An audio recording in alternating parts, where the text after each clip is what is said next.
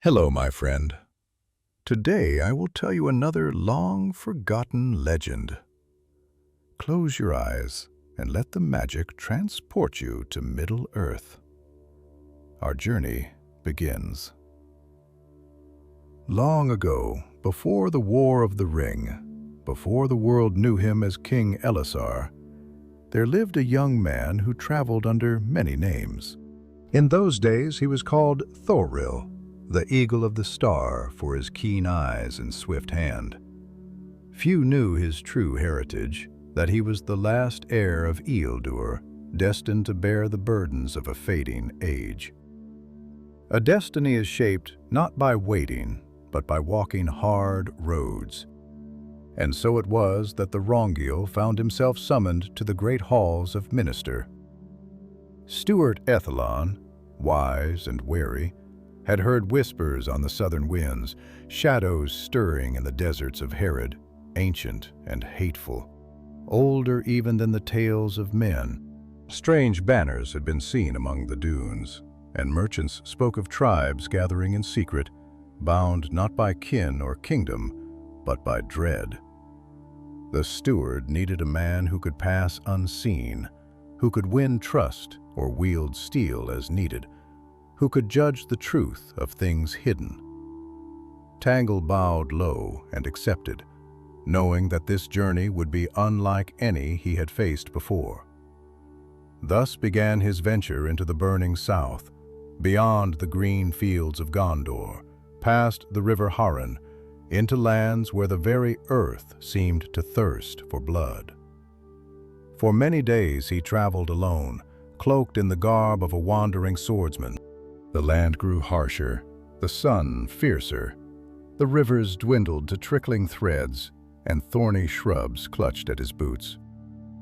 Here men lived hard lives and trusted no stranger. Thorongil learned to move quietly, to sleep lightly, and to watch the skies for the great sandstorms that could bury a man and all his hopes beneath the sea of dust. At last he came to a town called Zarek, a place crouched like a scorpion amid the dunes. Its walls were built of red stone, worn smooth by endless winds. Merchants cried their wares in the shadowed streets, spices, glinting jewels, and cruel-looking weapons. Yet beneath the surface, Thorong sensed unease, a tightness in the voices, a quickness in the glances. Fear walked these streets as surely as the heat shimmered in the air. He took a room in a low inn called the Broken Moon, where the sand drifted in through every crack, and the lantern swung on creaking cords. The innkeeper, a thin woman with eyes like polished jet, asked no questions. She had seen many pass through Zarek. Most did not stay long. In the common room that night, Thorongil listened. Travelers spoke of the children of the Black Flame, a new force rising in the desert. They worshipped something ancient, something that had slumbered since the breaking of the world. Their leader, known only as the Speaker, claimed to hear the voice of the darkness itself. Under his banners, the desert tribes were forgetting old feuds and forging new alliances. Blood had been spilled, first in secret, now in open raids against villages that would not kneel. The Wrangle's heart grew heavy. He had seen before how darkness moved quietly at first, like a snake in the grass, until it struck with fury. But how to find the heart of this shadow? How to strike it down before it could grow beyond reach? The next day, Thorongil sought out the gathering places of the desert men. He found a square where fighters dueled for silver and honor, circling in the dust with flashing blades. Though lean from travel, he entered the ring, bowing low with mock humility. The crowd jeered at the outlander, but Thorongil moved with a grace they had not expected. His sword sang in the air, and before long he had bested 2 warriors without shedding a drop of blood. The people, drawn by the age-old respect for strength, began to murmur. That night, a man approached him at the Broken Moon. He wore a crimson sash and had tattoos curling along his arms like smoke. "You are swift," said the man in the rough tongue of Harad. "And you are alone. Perhaps you seek more than silver." Thorongil smiled carefully. "Perhaps," he said. "What would you offer?" The man leaned closer.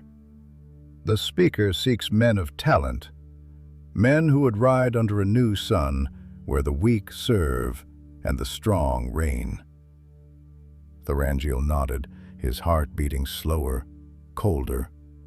Here was the door he had sought. "I will hear more," he said. And so the trap was sprung, one that he had woven himself. For to defeat the darkness, he would first have to walk among its children. Yet even Thorongil, with all his cunning, could not foresee the trials ahead, the friendships that would be forged and broken, the blood that would stain the sands, nor the ancient evil that waited, patient and whispering, beneath the shifting dunes. The journey had begun, and there could be no turning back. The night into which Thorongil rode was thick with heat and silence, the stars hanging low and burdened in the heavens like ancient lanterns, their light thin against the vast, unyielding dark.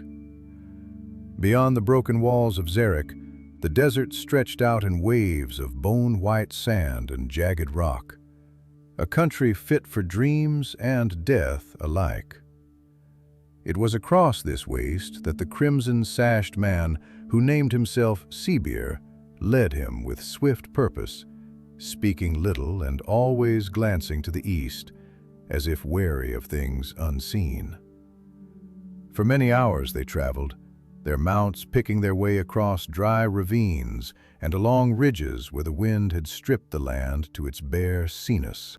Thorongil kept his hand near the hilt of his sword, though he bore himself with the easy weariness of a mercenary accustomed to many long journeys. Yet his eyes, keen as the falcon's, missed nothing.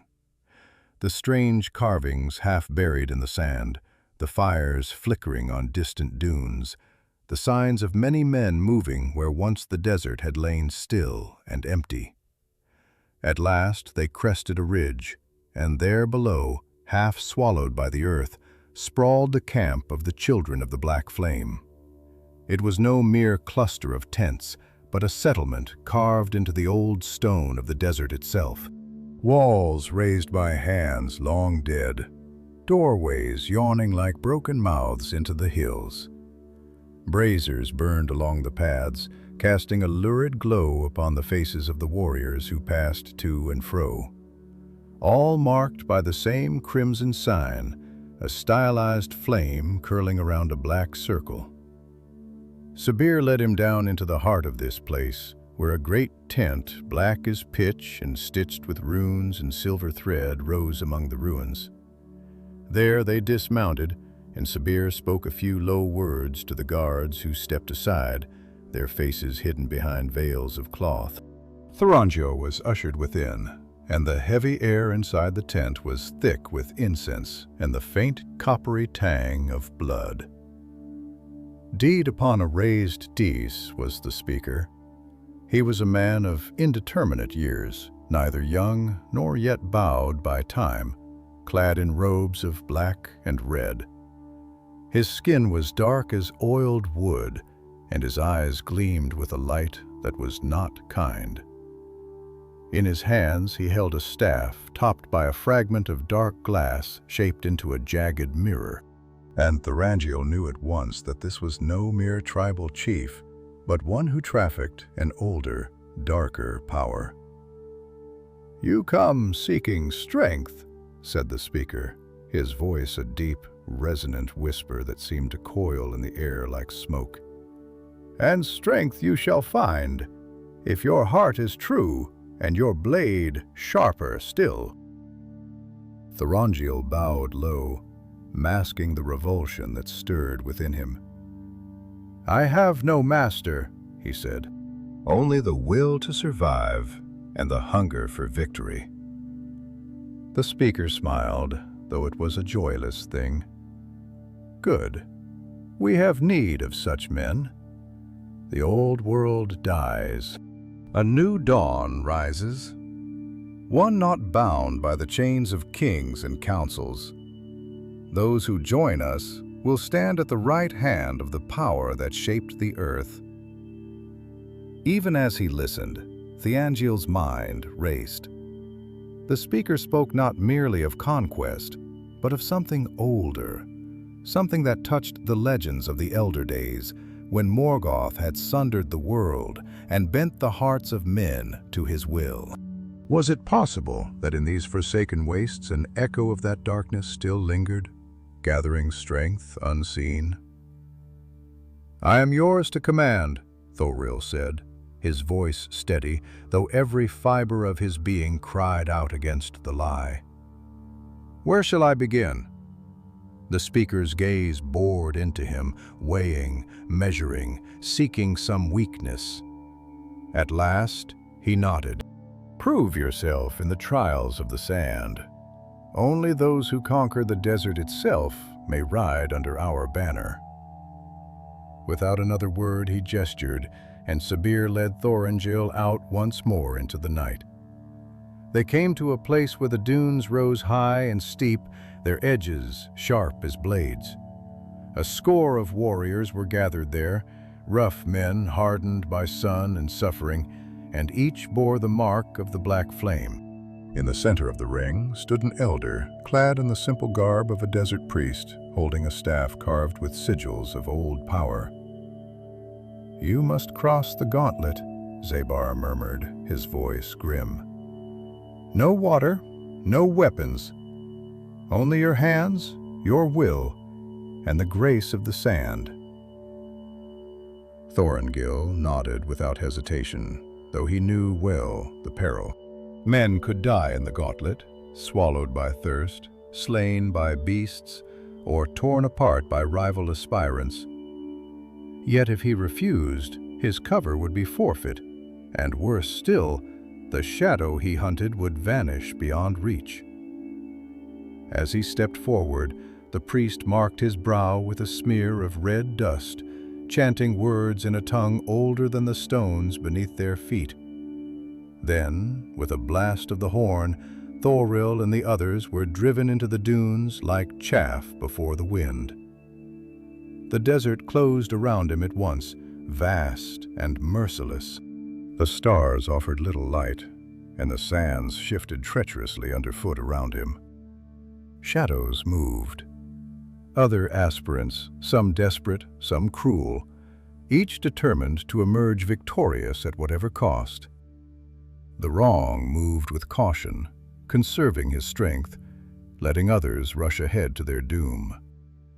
Here and there he glimpsed bodies fallen in the sand, the life stolen from them by the desert's hidden teeth. Hours passed, or was it days? Time had no meaning here, only the burning of his throat, the ache of his muscles, and the constant whispering voice of the desert urging him to lie down, to give in, to vanish into dust. But Thorongil was of a hardier breed. He pressed on, drawing strength from the memory of his people, from the songs of the Dunedain sung in the twilight of the north, from the unyielding will that had carried his forefathers through fire and darkness. At last, as the first pale light of dawn bled into the sky, he crested a ridge and beheld a stone pillar rising from the sands, marked with the symbol of the black flame. Around its base, a handful of survivors gathered, their faces hollow and weary.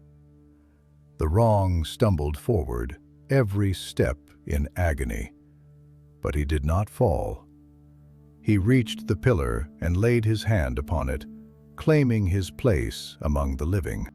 The trial was over. Yet the true danger had only just begun. For now he was counted among the children of the black flame, and the heart of the shadow lay open before him. The days that followed passed like a fevered dream, and Thorongil moved among the children of the Black Flame as one accepted, though never truly trusted. He learned the signs and the passwords spoken in the camps. He marked the captains and the lieutenants, the ambitious and the cautious alike. And he stored away every scrap of knowledge as a soldier stores arrows before siege. Yet even as he gained their favor, he perceived with growing certainty that the heart of this gathering was not merely ambition, nor even rebellion, but something darker still. Something that walked unseen among the tents, whispering in the ears of men and binding their hearts with invisible chain. It was in the twilight hours, when the fires burned low and the desert sang in long, mournful sighs, that he began to see them. The priests of the flame-cloaked figures who moved like phantoms, carrying small braziers of black smoke and chanting in low voices. Wherever they passed, men fell silent, and even the fiercest warriors bowed their heads. At first, Thorongil kept his distance, watching from the shadows. But soon it became clear that if he were to uncover the truth of this place, he must follow deeper into the labyrinth. Thus it came to pass that one night he was summoned to the inner sanctum, the place called the Hall of Ashes, deep beneath the stony ruins. Sabir came to him, silent as ever, and led him through a maze of narrow corridors, past crumbling statues whose faces had been worn away by centuries of sand and sorrow. Down and down they went, the air growing cooler, the silence heavier, until at last they stood before a pair of great bronze doors, marked with the device of the flame coiling around broken crown. Sabir pressed his hand to the metal, and with a groan like the dying of the earth itself, the doors swung inward. Beyond was a vast chamber, its ceiling lost in darkness. A ring of torches cast a dim, flickering light, and in the center, upon a low altar of obsidian, rested the object that had haunted Thorongil's dreams since first he heard the name of the Black Flame. It was the mirror of ash. The glass was dark, darker than the void between the stars, and within its surface moved shifting shapes, flickers of pale fire, glimpses of vast ruined towers, faces twisted in agony. As Thorongil approached, he felt the pull of it, a hunger like a living thing, reaching for his mind, his will, his very soul. The speaker stood beside the mirror, his hands raised in invocation, his voice weaving spells older than the tongue of men. Around him knelt the priests and the chieftains, chanting in a language that scraped against the wrong senses like sand against stone.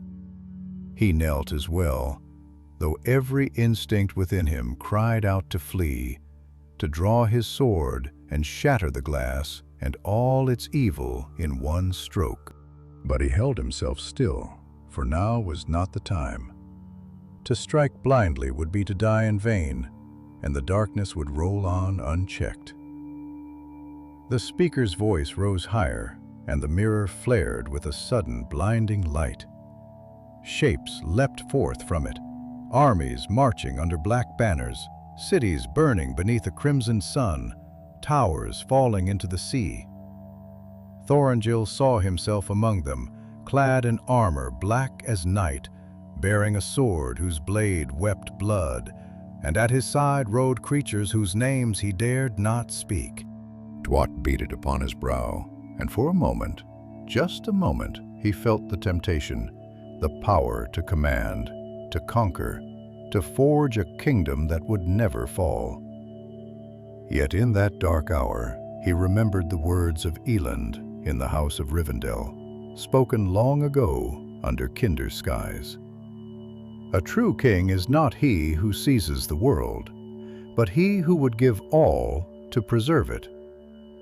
With a supreme effort of will, Thorongil tore his gaze from the mirror, bowing his head low so that none could see the struggle upon his face. When the ceremony ended, the speaker called him forth. "You have been tested," said the speaker, his voice echoing from the stones. "You have looked into the fire and not flinched. Few among the tribes have such strength. Rise, Thorongil of the Sands, and take your place among my chosen." And Thorongil rose, his face a mask of humble obedience, though his heart burned with a cold fury. Thus he was drawn deeper into the councils of the children of the Black Flame, and from that day forth he wore upon his breast the sigil of a black flame within a circle of crimson. Yet even as he seemed to draw closer to the heart of the shadow, he felt its noose tighten about him. The speaker began to speak more openly of their plans. Soon they would march north in force, striking at Gondor's southern borders. The outposts of men, unprepared and scattered, would fall like dry leaves before a storm.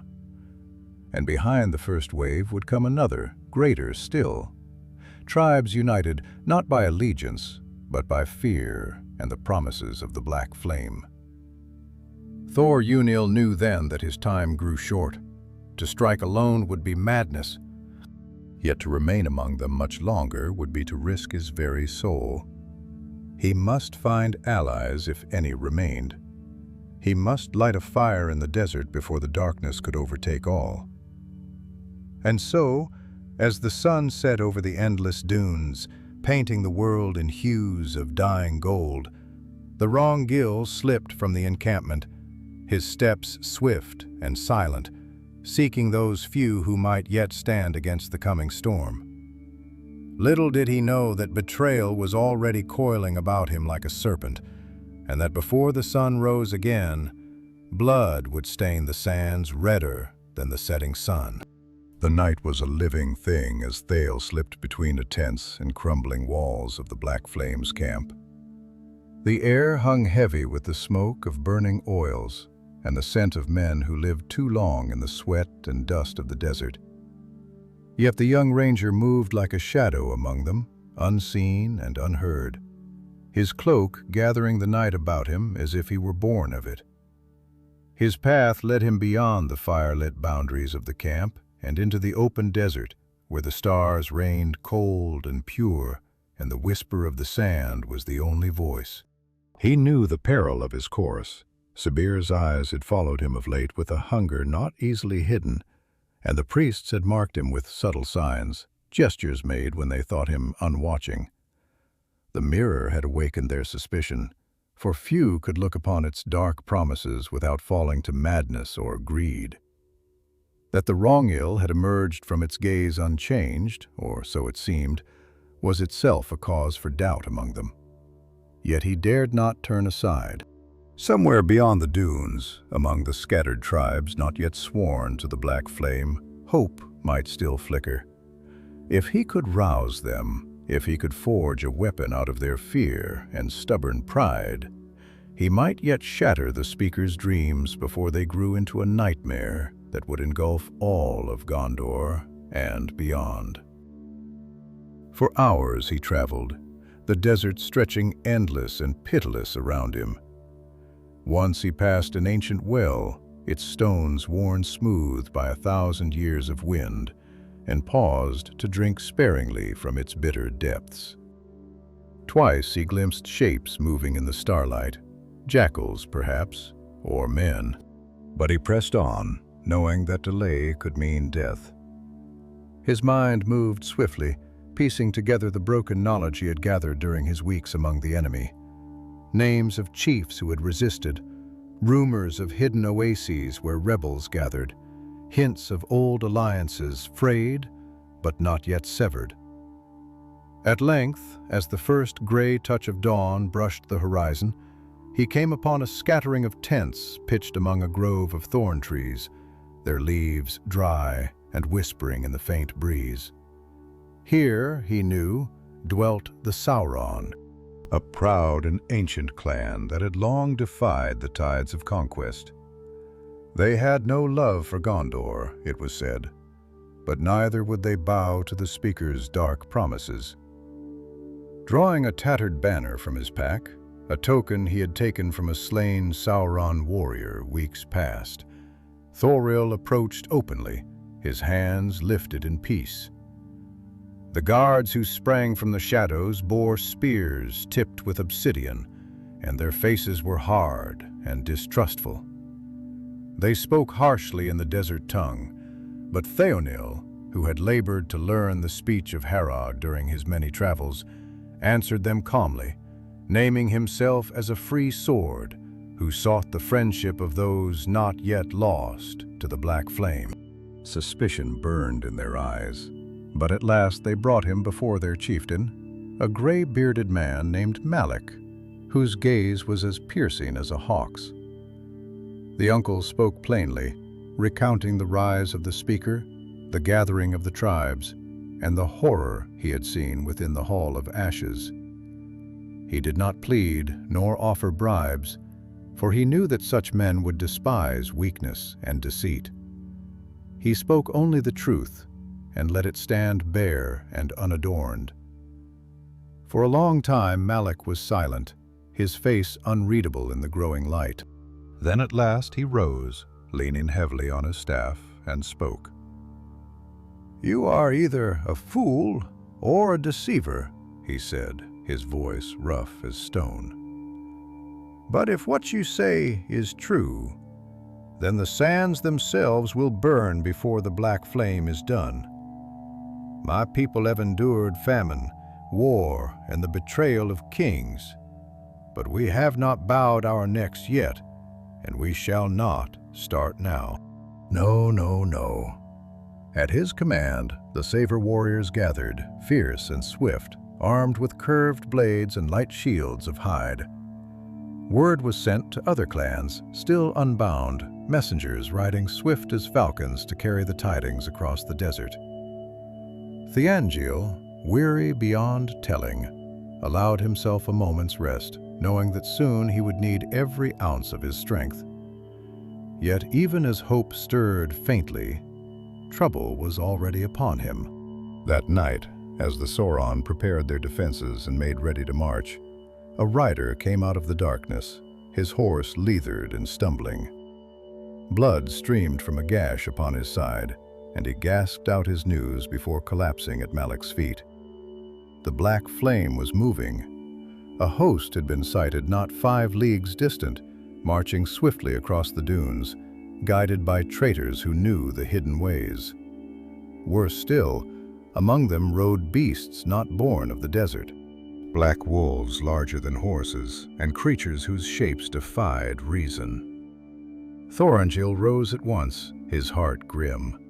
There was no time for retreat, nor could the Sauron hope to outrun such foes. They must stand and fight, or be hunted down and broken piecemeal. The council was swift. Malak named Thorongil as a war leader, though many grumbled at the thought of a stranger commanding their spears. Yet Thorongil bore their glares without flinching, and when he spoke, his voice carried the weight of one who had seen great battles and lived. "We cannot match them in open war," he said, his words measured and sure. "But the desert is our ally. We will strike from the rocks and the gullies where their numbers are useless. We will bleed them with 100 cuts and vanish before they can strike back.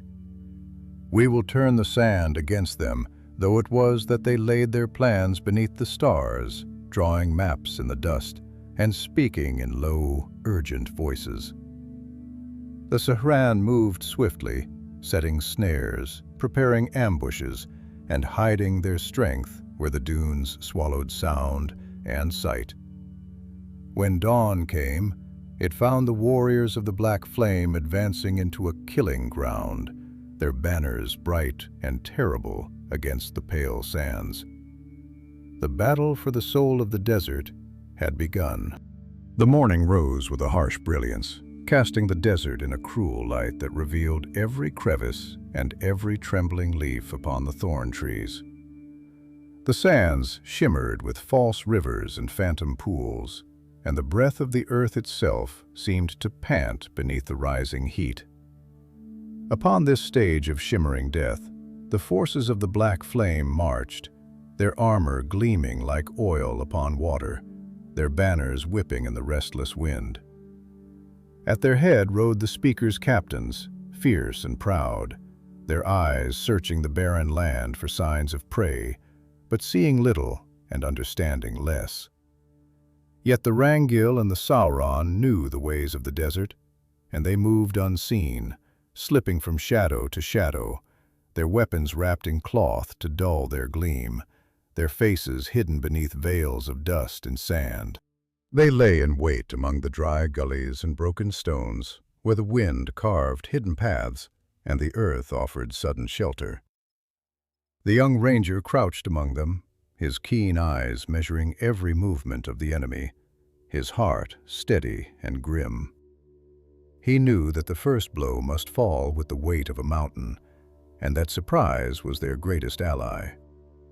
When the signal came, a cry like the call of a desert hawk, the Sauron rose as one from their concealment. Arrows blackened the sky, falling with deadly precision upon the leading ranks of the black flame. Cries of alarm and pain rang out, and confusion rippled through the enemy like a crack spreading through glass. Before they could recover, the Sauron charged, swift and silent, falling upon the disordered warriors with spear and sword. The Thorongil led from the front, his blade a flash of cold light amid the dust and din. He fought not for glory nor for hatred, but with the cold precision of one who knows that the fate of many hangs upon the edge of his sword. His every strike was measured, every movement born of long years of toil and hardship. Around him the Sauron pressed the attack, striking and withdrawing, never lingering long enough for the enemy to rally.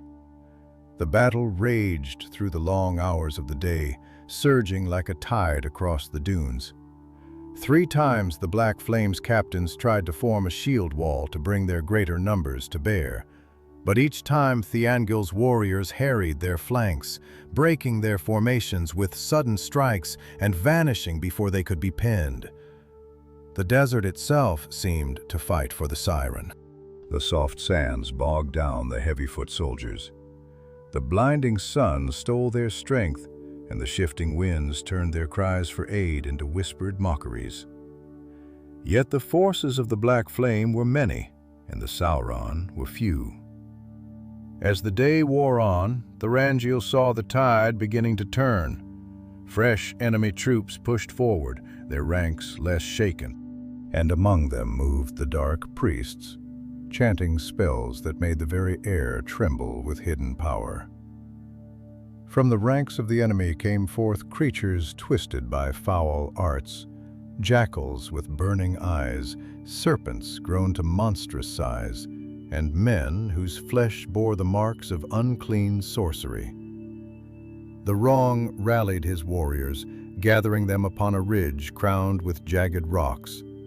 There they made their stand, the desert falling away before them in a wide slope that offered no shelter to the enemy. The Sauron planted their spears and set their shields, and Thorongil moved among them, speaking words of courage and hope, his voice carrying over the clamor like a steady drumbeat. "We fight not for conquest," he said, "nor for gold, but for the freedom of this land and all who dwell upon it. Let the desert bear witness. We shall not fall while one breath remains within us." The enemy came on in a great wave, shouting and roaring, the ground shaking beneath their charge. The Sauron met them with a terrible cry, and for a time the ridge was swallowed in dust and the clash of steel. The Thorongil fought at the forefront, his sword flashing, his shield ringing beneath countless blows. Around him fell the brave men of the desert, but they gave as good as they received, and the sands drank deeply of the blood of both friend and foe. And it was in the heart of this tumult that Thorongil found himself face to face with Seaber. The crimson-sashed man had cast aside all pretense of loyalty, and his eyes gleamed with the madness born of the mirror's promises. His blade was dark with some foul enchantment, and his voice was a hiss of hatred as he struck at the angle, driving him back step by step. For long minutes they dueled upon the ridge, their swords ringing out a grim song. The Wrong fought with all the skill and strength at his command, but Samir was tireless, his attacks fueled by some dark force that lent him speed and savagery beyond mortal limits. Twice Thorongil's shield was split, and blood flowed from a deep cut upon his shoulder. Yet he did not yield, for he saw beyond the battle before him to the greater war that hung in the balance. With a cry that summoned the last reserves of his strength, Thorongil fainted low and then struck high, his blade driving through Seabir's guard to pierce his heart. The traitor staggered, his mouth opening in a silent curse, and then fell to the sand, the light fading from his eyes. But Thorongil had no time to savor the victory, for the enemy pressed hard, and the ridge trembled beneath the weight of their assault. Malik fell, struck down by a spear, even as he slew the priest who led the charge. Others of the Sauron fell beside him, and the line wavered, threatened with collapse. Seeing the peril, Thorongil raised his sword high, its blade catching the sun's dying light, and cried aloud in the tongue of the North, a name forgotten by the world, but still mighty in the ears of the brave. With a shout, the Sauron rallied, and together they drove the enemy back down the slope, scattering them like leaves before the storm. The battle ended as the sun sank low, painting the sky with fire. The Black Flame's host lay broken across the sands, and the survivors fled into the wastes, pursued by the vengeance of the desert. Thorongil stood upon the blood-stained ridge, his body weary beyond reckoning, his heart heavy with sorrow for the fallen, yet filled also with a fierce, enduring hope.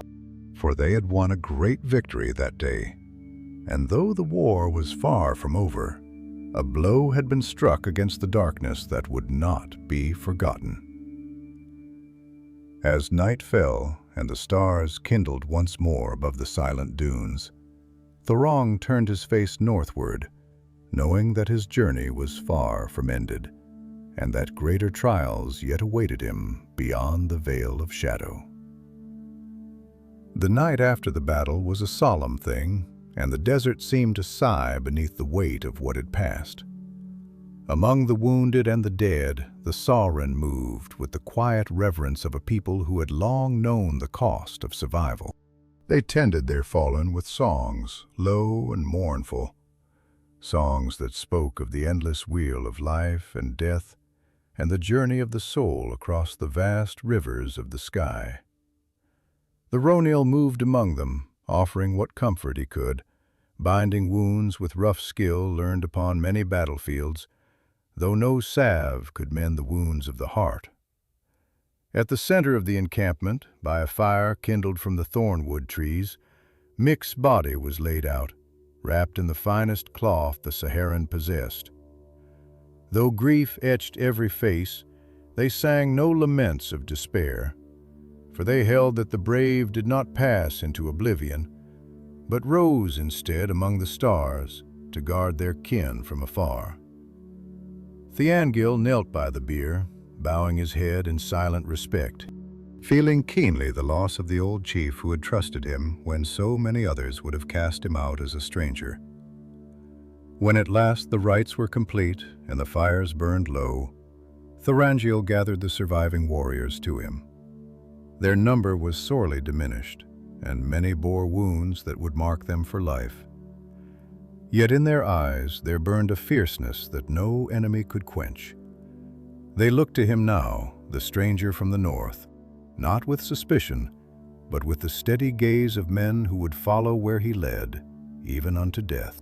Standing among them, Thorongil spoke of what must come. "The speaker has been wounded, but he is not defeated," he said, his voice carrying over the murmuring of the night. "His power is deep-rooted, and he will summon new hosts to his banners. We must strike swiftly before he can gather his strength anew." A murmur passed among the Sauron, for they knew well the peril of such a course.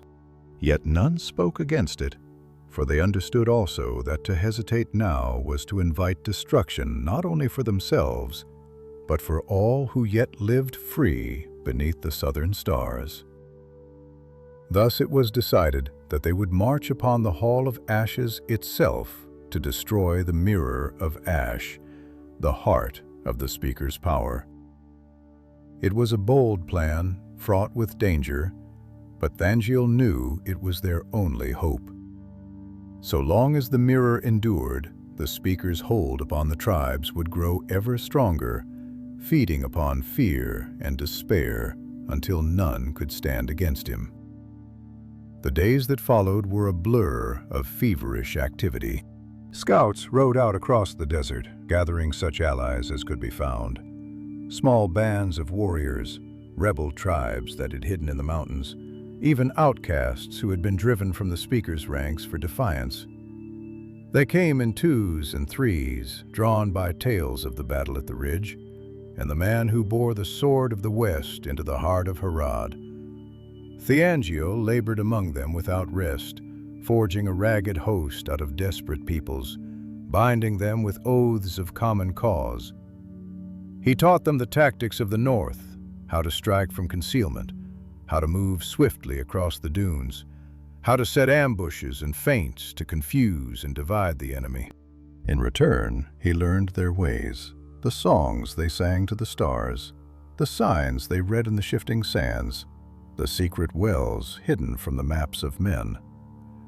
At night he would sit beneath the stars, sharpening his blade by the light of a small fire, and think of the paths that had led him here, from the green hills of Eriador to the sun-blasted wastes of Harad, from the hidden halls of Eland to the scorched stones of Xeric. He thought of the trust placed in him by those who knew his true name, and of the countless lives that would be shaped by the choices he made in these far-forgotten land. In such moments he felt the weight of destiny upon him, a burden heavier than any sword or shield. At last the day came when all was ready. Under a sky as pale as bone, Thorongil led his host across the desert, moving by night to escape the watching eyes of the black flame. Their path was long and perilous, for the speaker's spies were many, and the sands were treacherous with hidden pitfalls and shifting dunes. Twice they were set upon by raiders loyal to the speaker, and twice they threw back their foes with cunning and valor.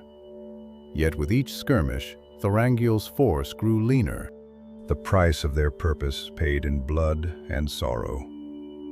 After 7 days and 7 nights of weary march, they beheld at last the place that was their doom or their hope.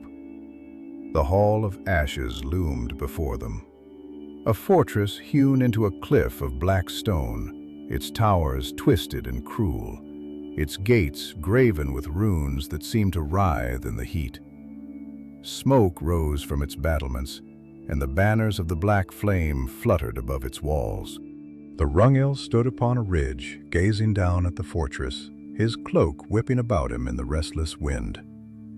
He saw the massed strength of the enemy, ranks of spearmen, lines of archers, and among them the dark priests, their faces hidden, their chants rising in a low, dreadful thrum. He knew that to storm such a place by force would be madness. Yet he also knew that there was no other way. The longer they waited, the stronger the speaker would become. And soon, no host in Middle East would be enough to challenge him. He turned to his captains, their faces drawn and grim in the fading light, and he spoke the words that would be remembered among the desert folk for generations.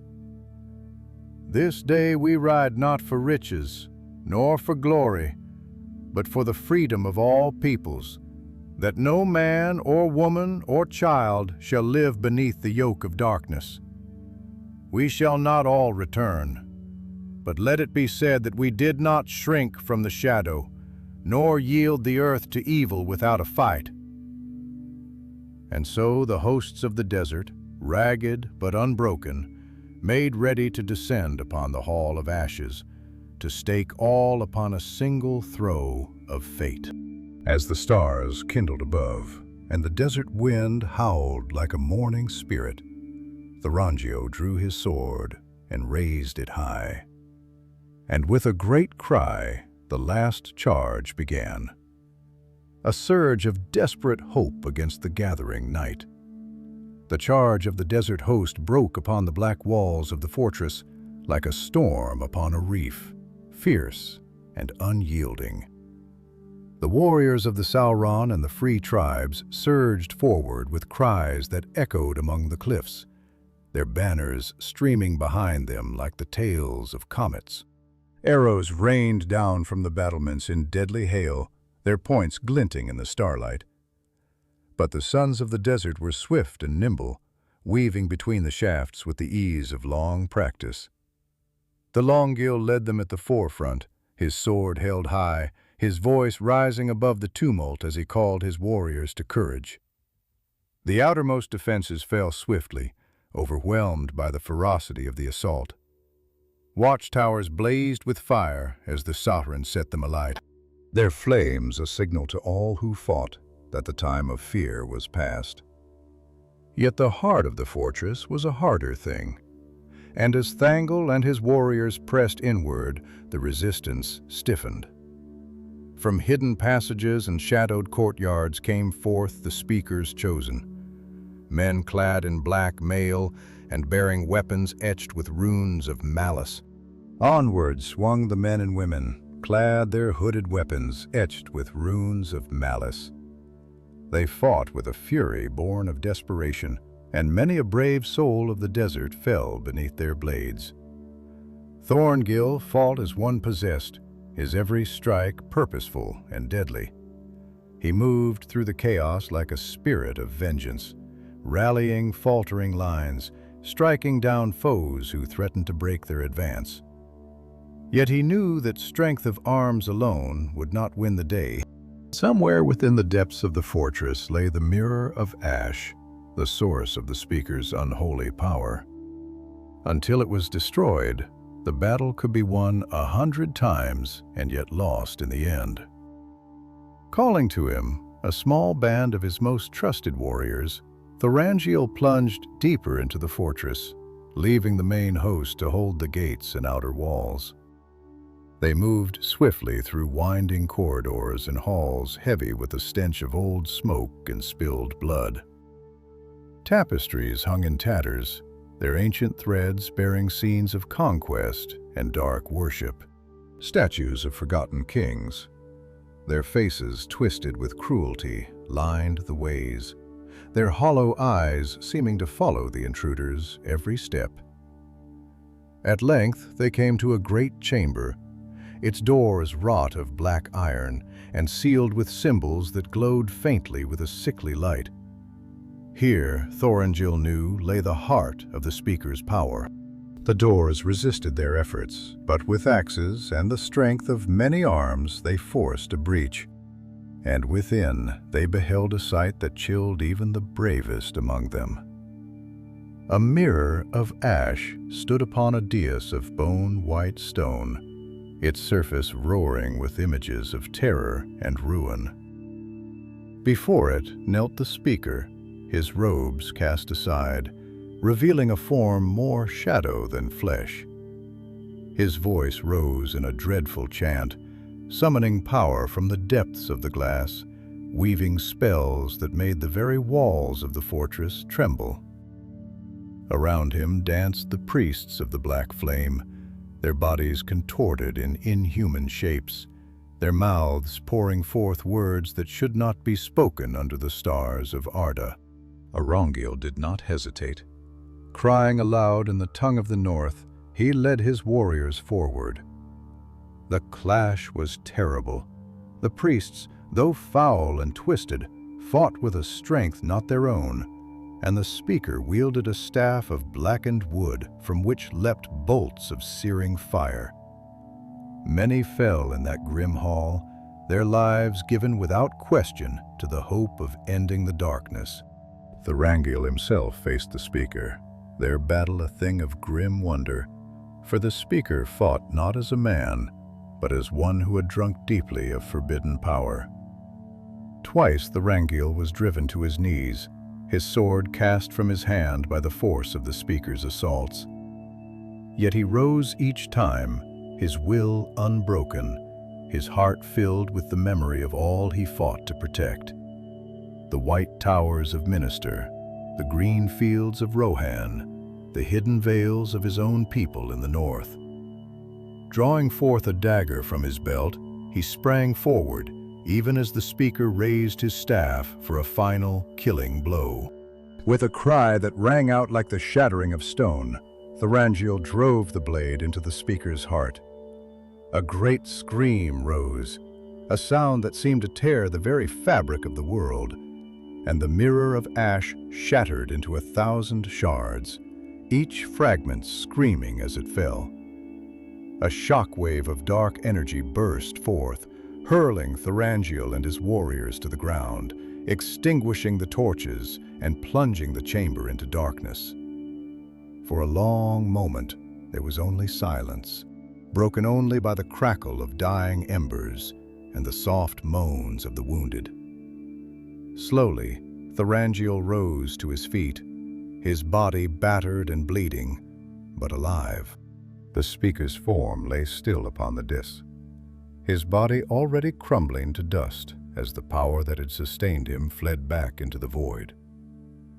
The fortress, bereft of its dark heart, began to tremble. Stones fell from the ceiling, and cracks split the walls. Thorongil called to his warriors, gathering the survivors to him, and together they fled the Hall of Ashes, bearing with them the wounded and the fallen. They burst forth into the night, just as the first tower of the fortress collapsed inward, burying forever the last remnants of the speaker's blasphemous power. The desert greeted them with cool winds and a sky ablaze with stars. Word quickly spread among the warriors who still fought upon the outer walls, and when they saw the black banners falling and the enemy fleeing in confusion, they raised a great cry of victory that echoed far across the sands. The wrong stood amidst the broken host, weary beyond telling, his armor rent and his sword notched, yet his spirit burning with a fierce and quiet joy. The battle had been won, and the darkness driven back. Yet in his heart he knew that this victory, hard-won though it was but a single stroke against a shadow that would not easily be banished from the world. As dawn broke over the desert, painting the sands in hues of gold and crimson, Thorongil looked to the horizon where the road north began. And he felt again the pull of distant duty, the summons of a fate that would one day call him to greater deeds and darker trials. But for this day at least, the desert was free, and the children of the black flame lay broken among the shifting sands. The days that followed the fall of the Hall of Ashes were a strange and solemn time. The desert, which had so long been troubled by the tread of marching armies and the whisper of dark prayers, seemed to breathe again, its winds no longer carrying the scent of blood and terror, but the clean, harsh breath of an ancient land set free. Yet though the banners of the black flame had been cast down and the mirror of ash destroyed, Thorongil knew in his heart that evil such as this was not easily undone. Nor would the wounds left upon the souls of men be swiftly healed. The tribes that had rallied to his cause gathered upon the plain beneath the ruined fortress. They came bearing their dead, laid upon litters woven from the thorn branches. And they built great pies of stone and wood up top, which they placed those who had fallen in the last desperate assault. As the sun sank low and the first stars pierced the twilight sky, the fires were lit, and songs rose into the air. Songs of mourning and remembrance, of valor and sorrow. Thorongil stood apart, his cloak drawn about him, and watched as the flames rose high, carrying the spirits of the fallen into the endless sky. Their deeds now woven forever into the memory of the desert. Among the Siren, a new chieftain was chosen, a young warrior named Jaime, who had fought at the wrong side in the deepest halls of the fortress. He was strong and wise beyond his years, and his voice carried with it the promise of renewal. Standing before the assembled tribes, he spoke of unity, of laying aside old feuds and ancient grudges, and of building a future free from the chains of fear. His words were met with solemn nods, for those who had endured the speaker's yoke knew now the cost of division and the strength of brotherhood. Tangle, though honored and called brother by the tribes, knew that his place was not among them. He had come to Harad as a shadow, a wanderer whose true purpose was hidden even from those he fought beside. And now that his task was done, he must move on as the wind moves over the dunes, leaving no lasting trace, for his heart belonged to a destiny far greater and far more perilous than any who stood upon that plain could know. Thus, when the fires had burned low, and the last songs had faded into the hush of the desert night, Thorongil called Hameen and a few trusted captains to him. They stood together upon a low rise, the stars wheeling overhead, and Thorongil spoke to them of the days to come. "The darkness has been driven back," he said, his voice low and steady, "but it is not ended. New shadows will rise, and men will forget the lessons bought with so much blood. You must be watchful. Teach your children the price of freedom, and let them remember the deeds done here, that they may stand firm when the world grows dark once more." Hammon bowed his head, his hand upon his heart. "We will remember," he said. "Your name shall not be forgotten among us. Thorongil." Thorongil smiled, then a fleeting, sorrowful smile. "It is not my name that matters," he said. "Only that you keep the flame of your own hearts pure and strong." They parted then with few words, for among warriors who have fought side by side, speech is seldom needed. Thorongil took up his few possessions, a battered sword, a worn cloak, a small satchel of provisions, and set his face toward the north, where the mountains loomed in the distance like the bones of a sleeping world. His journey was long and lonely. He passed once more through the shattered gates of Xeric, now half abandoned, its people whispering tales of fire and ruin, of gods dethroned and demons banished. Some fled before him, thinking him a spirit of vengeance. Others offered gifts and pleas for blessings he could not bestow. The Thorongil tarried nowhere, for the road called to him, and his heart was troubled with thoughts of the wider world. He crossed the great river Hornon at a place where the waters ran swift and deep, the ferry long since broken by flood or war. Building a raft from fallen trees and bound reeds, he set himself adrift beneath the broad sky, and the current bore him northward, away from the sands and the memories of Harad.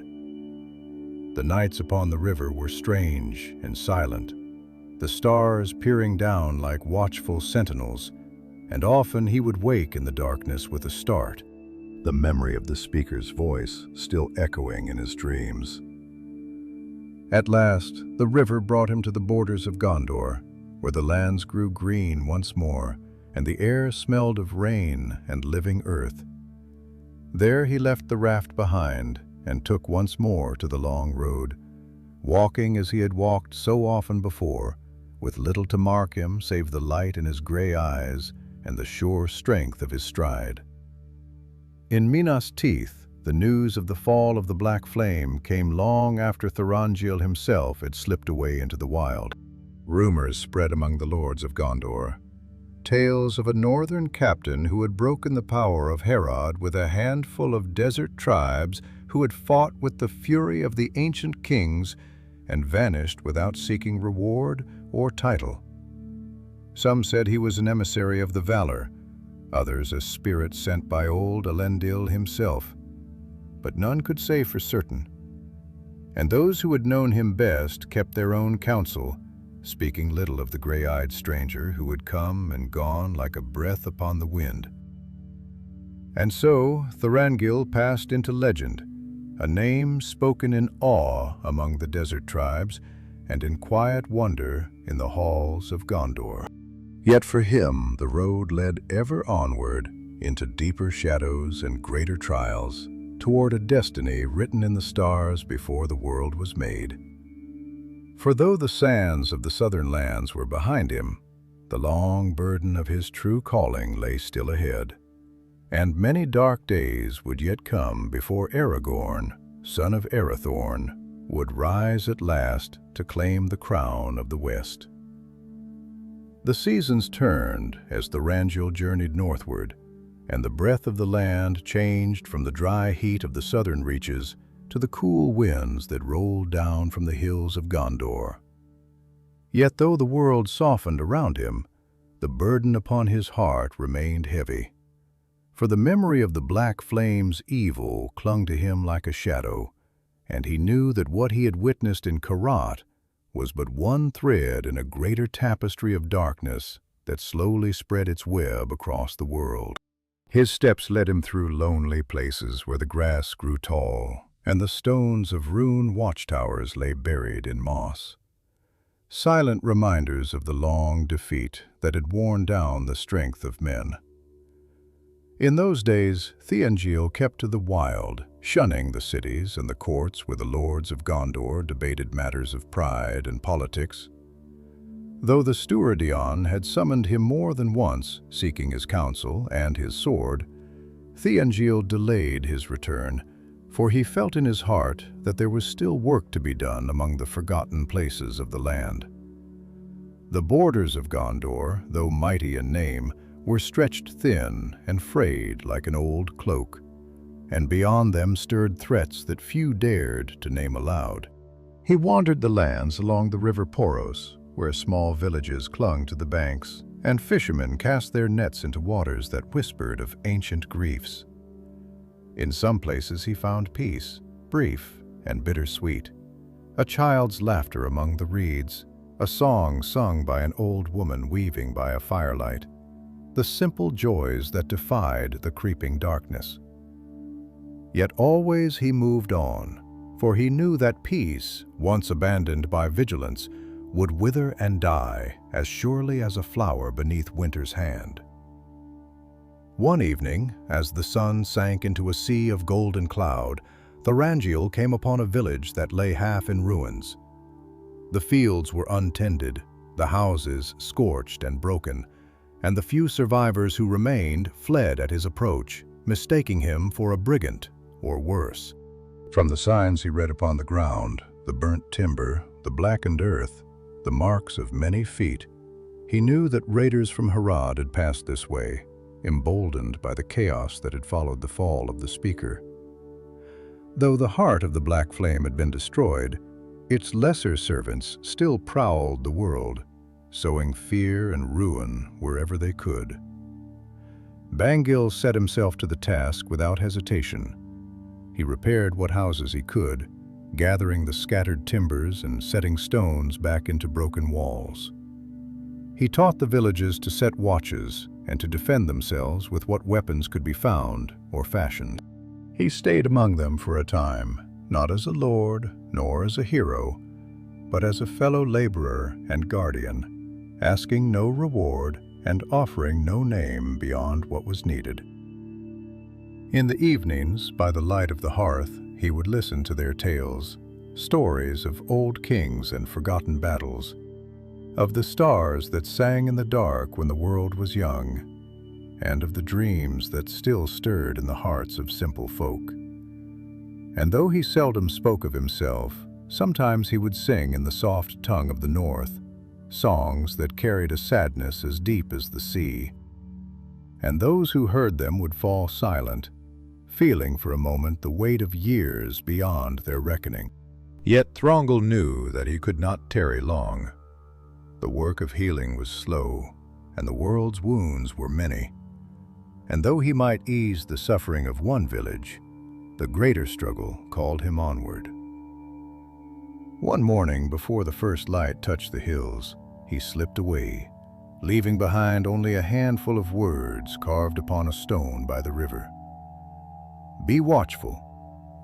Be brave. Hope remained. His road led him then toward Pelargir, the great harbor of Gondor, where the ships of the Sauron lands sometimes came, bearing goods both fair and foul. It was said that trouble stirred there as well. Corsairs gathering strength along the coasts, petty lords plotting rebellion, and whispers of darker things moving in the deeps of the sea. Thorongil made his way swiftly, passing through marshes where will-o'-the-wisps danced among the reeds, and across rocky hills where the bones of ancient wars lay hidden beneath the heather.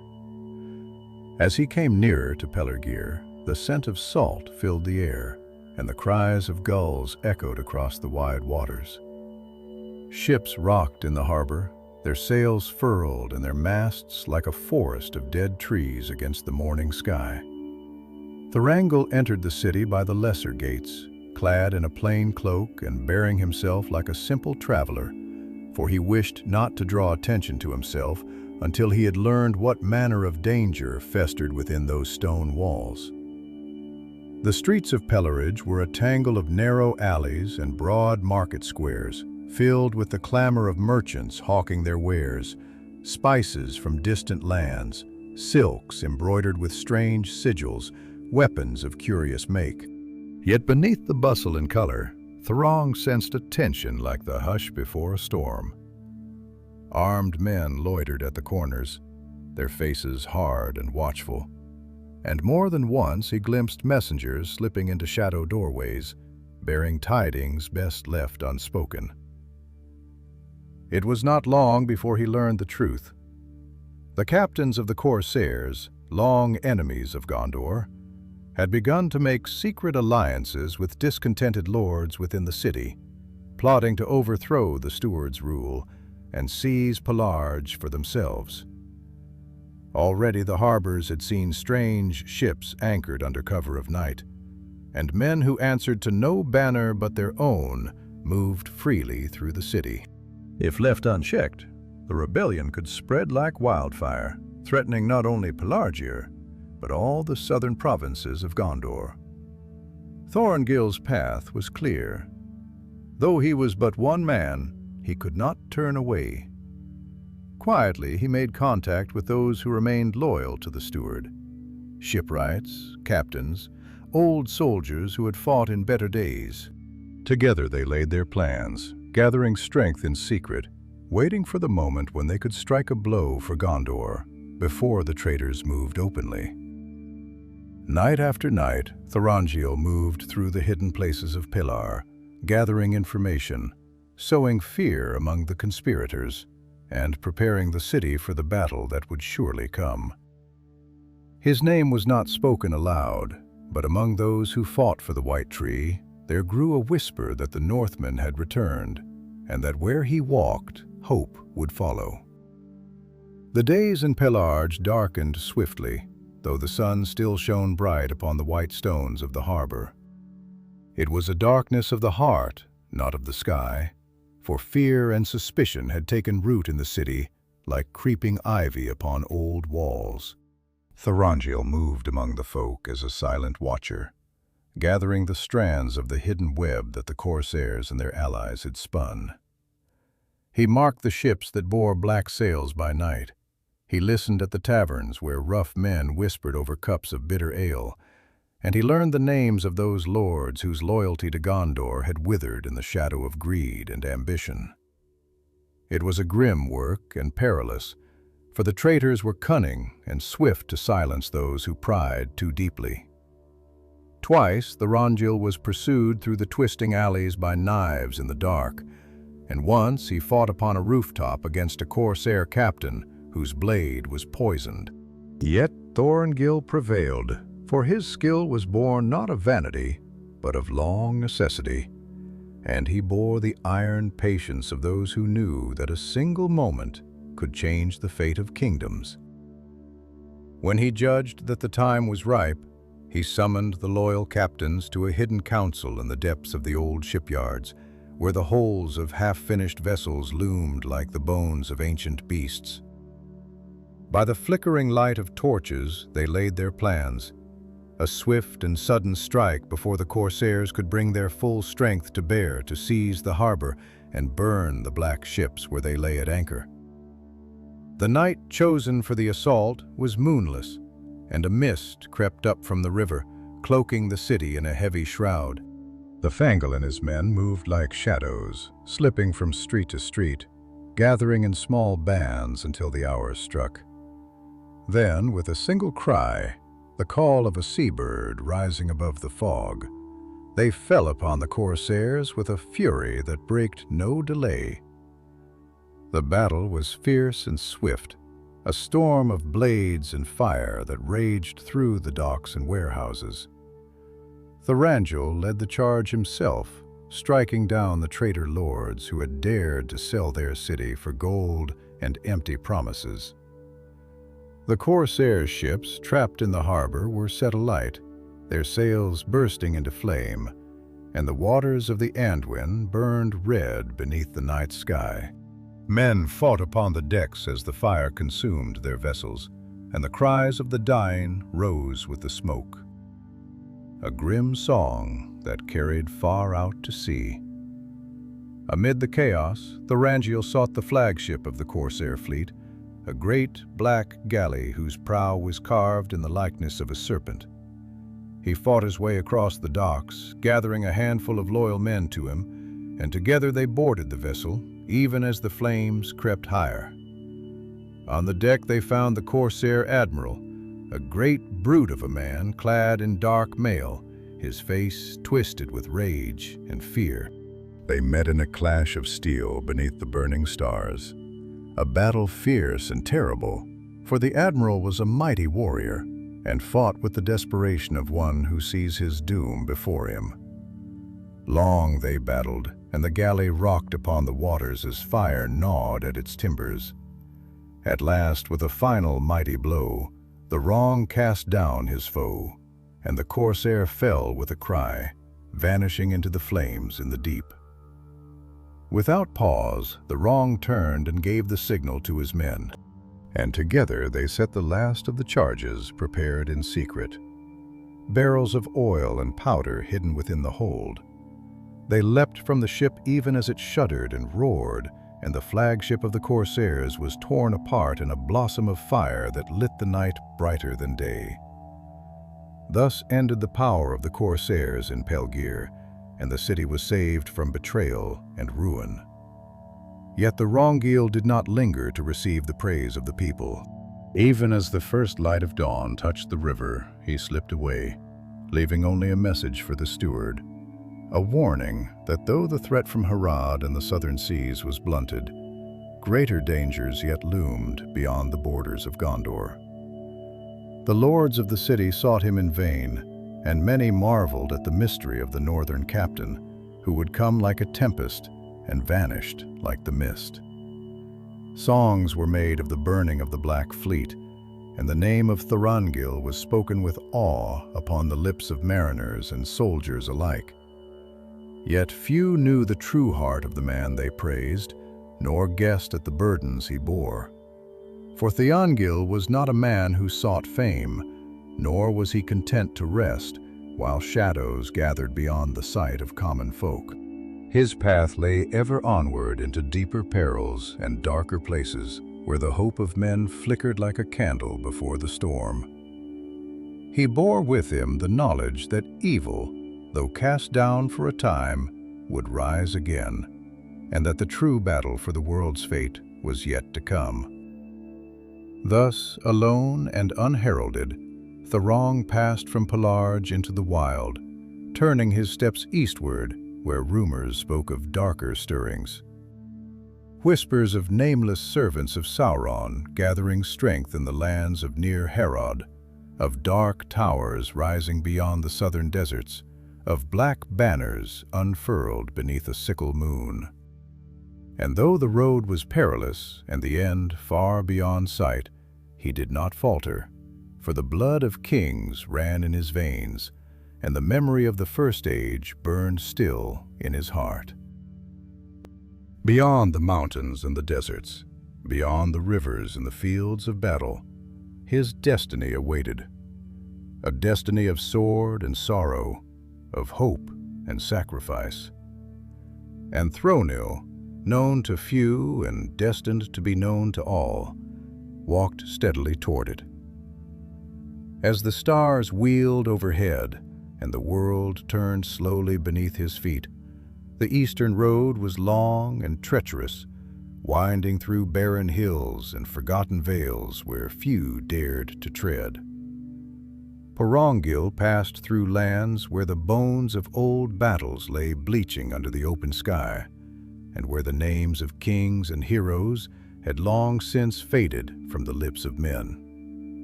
The wild was vast and silent, and he walked alone with only the wind for company, his heart set upon distant shores and unseen dangers. The burden of his purpose pressed heavily upon him, but he bore it as he had always borne such weights, with quiet resolve and the enduring strength of the Dunedain. He crossed dry plains where the grass grew in sparse clumps, and small, twisted trees clung to life in the cracks of the stone. He forded rivers that whispered of forgotten ages, and slept beneath the cold stars that had witnessed the birth and ruin of kingdoms. In hidden places, he saw the signs of the enemy's growing power, small bands of orcs ranging farther north than they had dared in years. Strange symbols carved upon stones that should have been left sacred and untouched. Dark birds that circled high and vanished when approached. In one abandoned village, he found the remnants of horror. Doors broken from their hinges, the earth blackened by fire, and the bones of men and women left to whiten in the sun. Thorong stood long amid the ruins, his sword drawn, though no enemy remained to fight. He knelt in the center of the square, where once the people had gathered in peace, and he spoke a quiet oath that the memory of these wrongs would not be forgotten, nor their vengeance left unclaimed. Moving ever eastward, he came at last to the borders of near Harad, a land where the desert gave way to broken hills and scattered oases, and where the line between friend and foe was thin and shifting as the desert sands themselves. The tribes here were fierce and proud, their bloodlines running back to ages before the stars had fallen into the sky, and they looked upon all strangers with weary eyes. Yet Thorongil, by wisdom and by the weight of his bearing, found ways to walk among them, learning their tongues, sharing their fires, and hearing the rumors that passed like wildfire from camp to camp. It was said that a new power was stirring beyond the eastern dunes, a power older than the Black Flame, though kin to it in spirit and purpose. Whispers spoke of a man called only the Hand of the East, a warlord and sorcerer who claimed descent from the dark kings of old. He was gathering the scattered tribes beneath his banner, forging them into a weapon that would soon be turned against the lands of the West. It was said that he bore a ring upon his hand, black as obsidian, from which he drew unholy strength, and that he could command beasts and men alike with a glance. Thorongil listened, and he weighed the tidings in his heart. He had seen such power before, had glimpsed the deep shadows that still clung to the bones of the world, remnants of the ancient wars against Morgoth and his servants. He knew that the rise of such a foe could not be left unchecked. Yet he also knew that he was but one man, and that to move against such a power without aid would be to court death without purpose. Thus he bided his time, gathering knowledge as a farmer gathers seed before the planting. He moved from oasis to oasis, from hidden well to lost ruin, piecing together the scattered threads of the enemy's strength.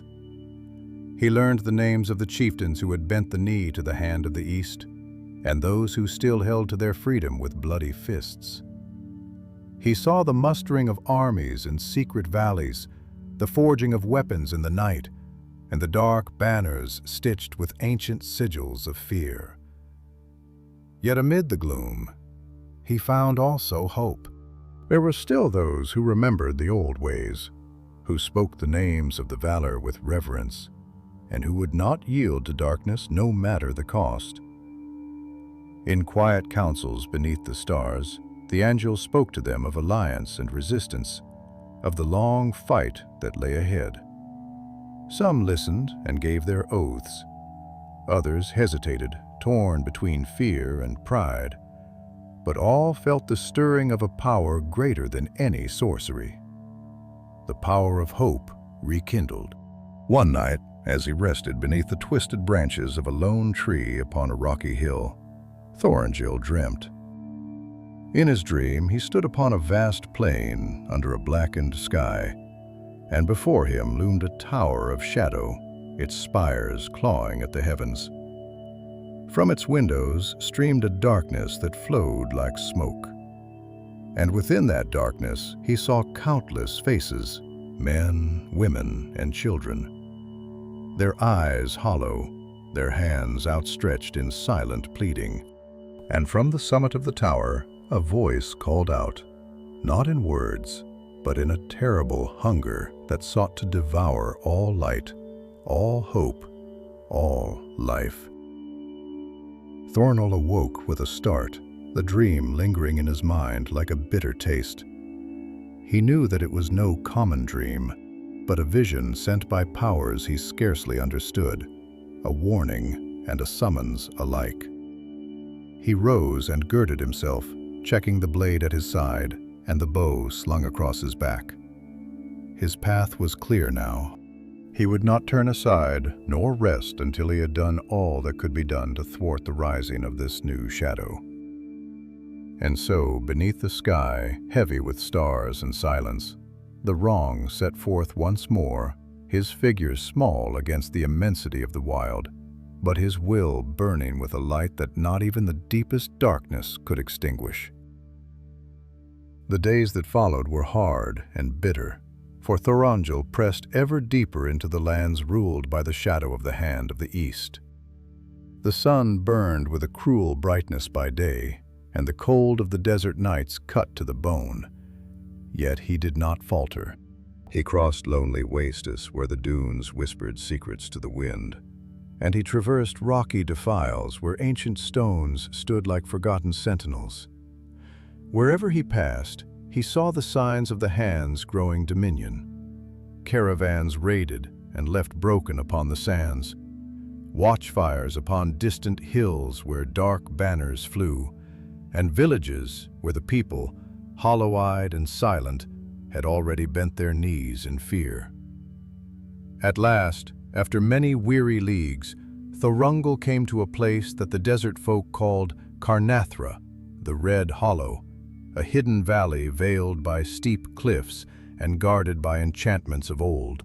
Here, it was said, the hand of the East had built his stronghold, gathering to himself the broken remnants of the Black Flame, the outlaws of Harad, and the creatures of the waste that would answer to no other master. Here, beneath the scorched heavens, the armies of darkness were forging their strength anew, and from here the doom of the South might yet be unleashed upon all the free peoples of Middle-earth. Thorongil watched from a crag high above the valley, cloaked in dust and shadow, and his heart grew heavy with the sight. Black tents sprawled across the hollow like the nests of carrying birds, and in the center, atop a mound of stone, rose a tower of rough, hewn-eyed rock crowned with a ring of iron. Fires burned in the camps below, and the harsh clang of smiths forging weapons echoed among the cliffs, mingled with the harsh cries of beasts unseen. Long he studied the enemy's strength, weighing in his mind the slender chances of success. He knew he could not hope to defeat such a host by force of arms alone, nor could he summon aid from Gondor or the north in time to stay the hands rising. Yet neither could he turn away. To do nothing would be to surrender countless lives to slavery and death. And so he chose the only path left to him.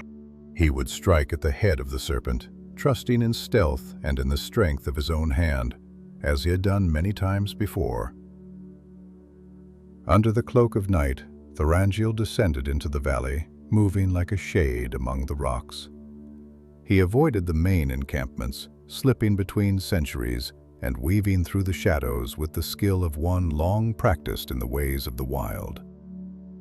The air was thick with the stench of smoke and unclean sorcery, and his heart beat slow and steady as he neared the Black Tower. At the foot of the mound he found a stair, narrow and steep, cut into the stone long ago by hands unknown. Upward he climbed, each step a risk of discovery, until at last he came to a great iron door bound with chains and inscribed with runes that seemed to writhe in the firelight. There he paused, listening, and hearing no sound within, he set his hand to the door. The iron was cold beneath his fingers, yet at his touch the chains fell away with a clatter, and the door swung open upon hinges that screamed in protest. Thale slipped inside, his sword drawn, and found himself in a vast hall lit by a single brazier of green flame. At the far end of the hall, upon a throne of black stone, sat the Hand of the East.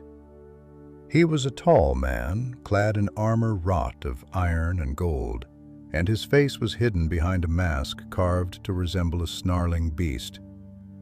Upon his right hand he wore a great ring, dark and gleaming, and in his left he held a staff topped with a shard of black crystal.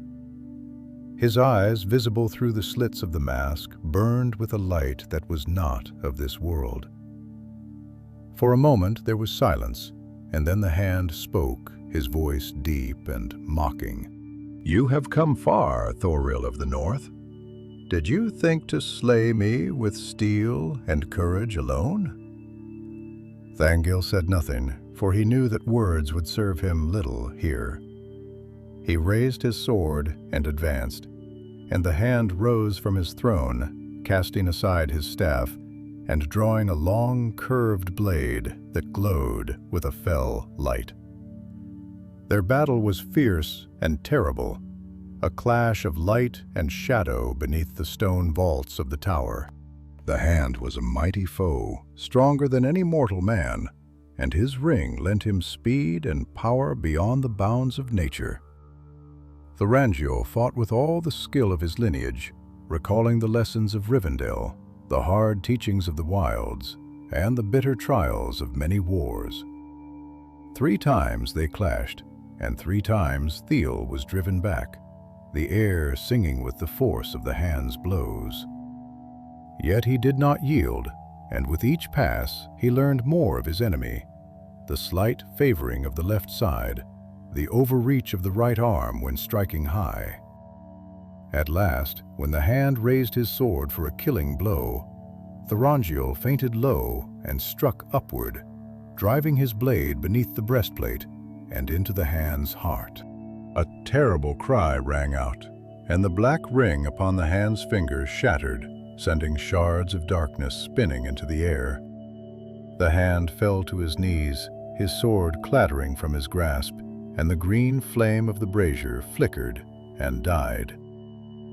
Thorongil stood over him, breathing hard, his sword dripping with dark blood. The tower trembled as if in death throes, and Thorongil turned and fled, racing down the stair as the stones began to crack and fall. Behind him, the tower crumbled, burying the throne and the black heart of the enemy beneath tons of broken rock. In the camps below, chaos spread like wildfires. The death of the Hand became known. Warriors fled into the desert, casting aside their weapons, while the beasts that had been bound by the Hand's will turned upon their masters in fury. Thiel passed unseen through the tumult, moving swift and sure until at last he came once more to the high crags beyond the valley. There he stood and watched as the fires of Carnathra consumed themselves, and the armies of the Hand were scattered to the four wind. The dawn that rose was pale and cold, but it was a dawn untainted by the shadow that had hung so long upon the land. Thorongil gazed eastward, where the road stretched onward into the unknown. And then he turned his face toward the north, where his true destiny waited, bound by sorrow and hope, by love and sacrifice, by the long burden of a crown that had yet to be claimed.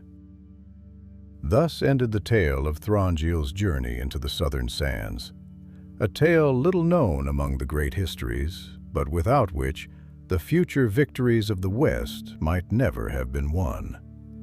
Alone he came, and alone he went. A sword against the dark, a hope unyielding, a king in exile, and the last of the great wanderers of the Dunedain.